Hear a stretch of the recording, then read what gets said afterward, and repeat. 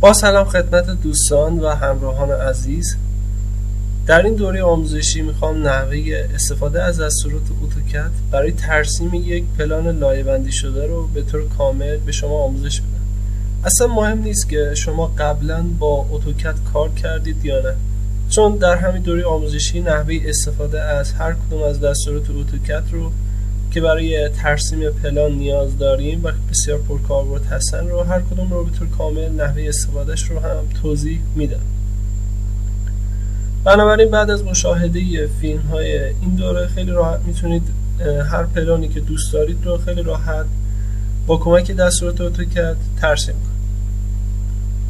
پلانی که برای این دوره آموزشی انتخاب کردم همونطور که مشاهده میکنید پلانی هستش که به صورت پلان مبلمان هست، 2 واحدی بوده که هال و قسمت خواب داره و همچنین به همراه آشپزخانه و یک نورگیر هم در این قسمت که نور رو برای 2 واحد تامین میکنه، قسمت اتاق و قسمت سرویس ها و راه پله که نحوه این ترسیم این پلان رو که به صورت کاملا لایه‌بندی شده هم هستش رو به شما آموزش میدم و در نهایت اندازه‌گذاری پلان و جایگذاری مبلمان رو هم کامل براتون توضیح میدم. اما قبل از اینکه بخواید تو نرم افزار پلان یا هر چیز دیگه ای رو ترسیم کنید، ابتدا یک سری باید تنظیمات اولیه روی نرم افزار انجام بدید. واحد ترسیمی که میخواید استفاده کنید رو مشخص کنید، یک سری منوها رو فعال کنید و یک سری تنظیمات برای خطوط کمکی و نقاط کمکی انجام بدیم که خیلی راحت بتونیم پلانمون رو ترسیم کنیم. در اینجا ابتدا واحد نرم افزارمون رو باید تنظیم کنیم.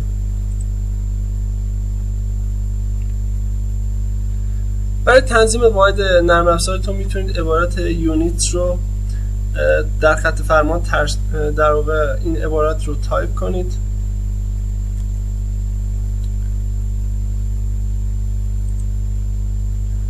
پنجره دراوینگ یونیت برای شما باز میشه. ببینید میتونید از قسمت فرمت و یونیت رو از این قسمت هم میتونید انتخاب کنید، یعنی نیازی نیست اصلا این عبارت رو تایپ کنید. یک بار روش کلیک کنید یک پنجره برای شما نمایش داده میشه. در این قسمت میتونید واحد ترسیمیتون رو انتخاب کنید. بر اساس میلیمتر کار میکنید، سانتیمتر یا متر. تو اکثر پروژه خودم بر اساس متر کار میکنم. من متر رو اینجا انتخاب میکنم. شما بر اساس نیازتون میلیمتر یا سانتیمتر رو انتخاب میکنید. این رو هم روی اینترنشنال قرار بدید و روی اوکی کلیک میکنید. حالا یک سری منوها رو برای نرم افزار فعال میکنیم. ممکن شما توی اتوکدتون این قسمت منوی بالا رو نداشته باشید، به این تب ها دسترسی نداشته باشید. برای نمایش این منوها رو قسمت بالا روی این فلش کوچیک که در این قسمت بالا قرار داره کلیک میکنید.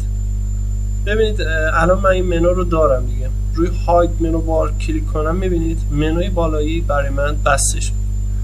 اگه دوباره روی این کلیک کنم و شو منو بار رو بزنم این منوی بالا برای من باز میشه. خب چه کاربردی داره این منو؟ خیلی از دستورات ترسیمی تو قسمت درو و دستورات اندازه‌گذاری و دستورات ویرایشی رو اینجا مشاهده میکنید. البته تو این قسمت هم این دستورات وجود داره. یک سری تب در این ردیف دوم مشاهده میکنید. ممکنه این قسمت ها رو هم نداشته باشید.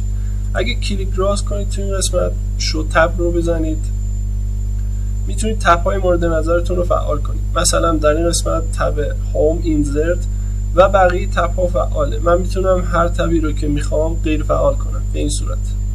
مثلا تب هوم اینجا غیر فعال شد. برای فعال سازی دوباره تیکش رو میزنم و فعال میشه به این صورت. ممکنه بخواید این پنل ها که دستورات ترسیمی و ویرایشی قرار داره رو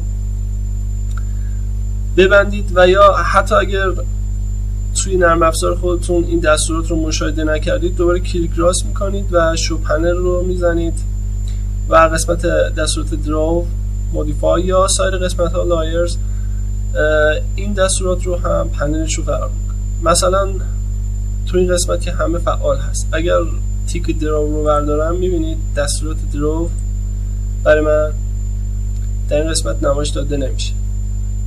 برای فعالسازی دوبارهش شو پنلز دراو رو کلیک میکنم.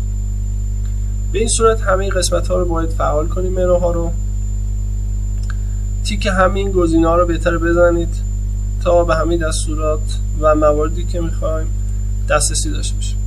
در قسمت نوار خط فرمان رو مشاهده میکنید. اگر این قسمت رو نداشتید کافی که کنترل به اضافه 9 رو روی کیبوردتون نگه دارید تا دوباره براتون ظاهر بشه.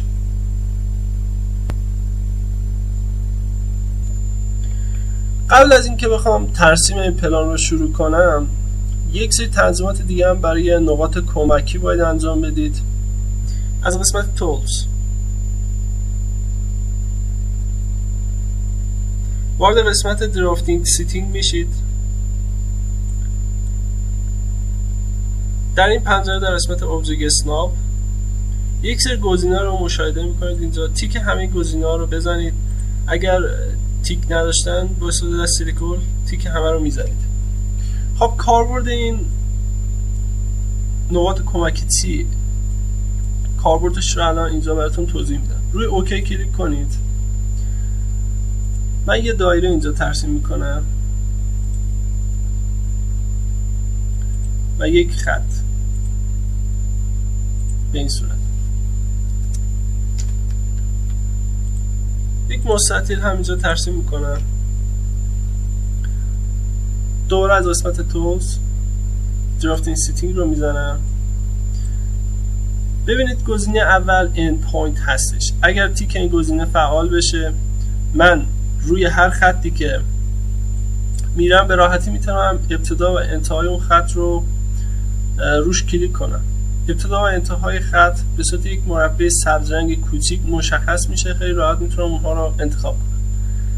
گزینه بعدی مید پوینت هستش که وسط خط رو برای ما مشخص میکنه. با یک شکل مثلث سبز رنگ کوچیک وسط خط رو برای ما مشخص میکنه. گزینه بعدی سنتر هست. اگه فعال باشه مرکز دایره رو برای ما مشخص میکنه. گزینه بعدی اگه فعال باشه به طور دقیق‌تر نقطه مورد نظر رو برای ما مشخص میکنه. این گزینه هم معمولا برای ابتدا انتهای قطرها و این گزینه برای محل تلاقی، در واقع محل برخورد دو موضوع، دو خط یا دو موضوعی که ترسیم میکنیم استفاده میشه. و قسمت های دیگه که پر کاربرد هستش این قسمت هست که برای دو موضوع که زاویه قائمه میسازن محل اون رو انتخاب میکنه. تانجنت هم که همونطور از اسمش مشخصه برای قسمت مماس محل مماس رو انتخاب میکنه. و این گزینه هم که خیلی کاربرد داره، محلی رو که میخواید انتخاب کنید نقطه نزدیک اون محل رو برای شما مشخص میکنه. بذارید من تیک این گزینه ها رو بردارم.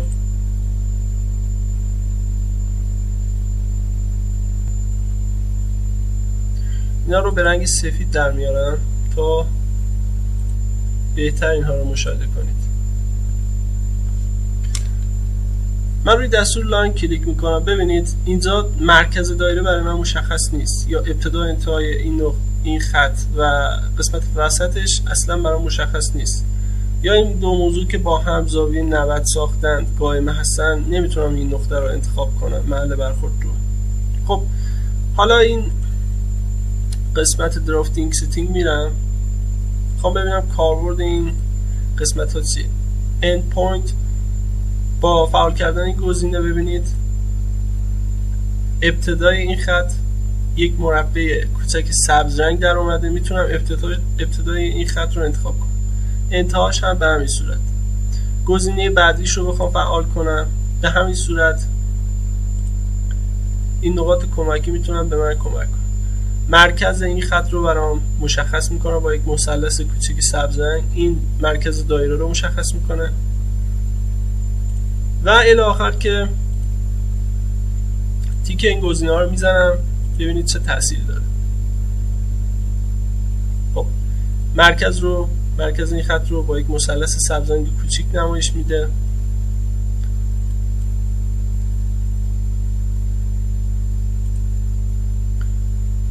این گوشه ها دو موضوع که با هم یک زاویه قائمه ساختن.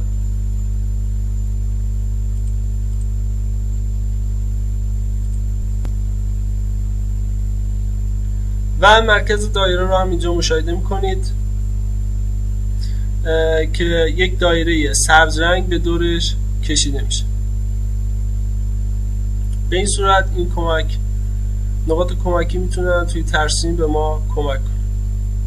قسمت بعدی که در این پایین مشاهده میکنید یک سری ابزارها وجود داره.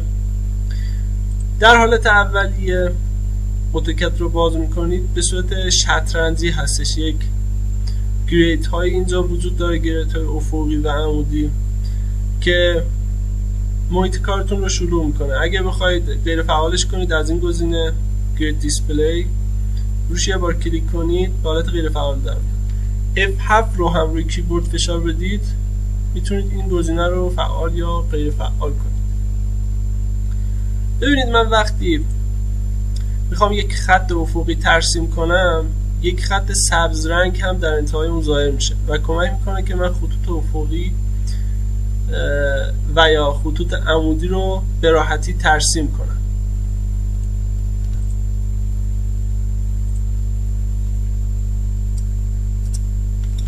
این گزینه اگه به رنگ خاموش باشه به این صورت ترسیم میکنید که اگر به حالت فعال باشه خیلی راحت‌تر میتونید کار کنید. یک خط سبز رنگ در انتها برای من ظاهر میشه به این صورت که بر اساس نیازتون میتونید این قسمت ها رو فعال کنید. خب محیط نرم افزار آماده است واحدها رو در واقع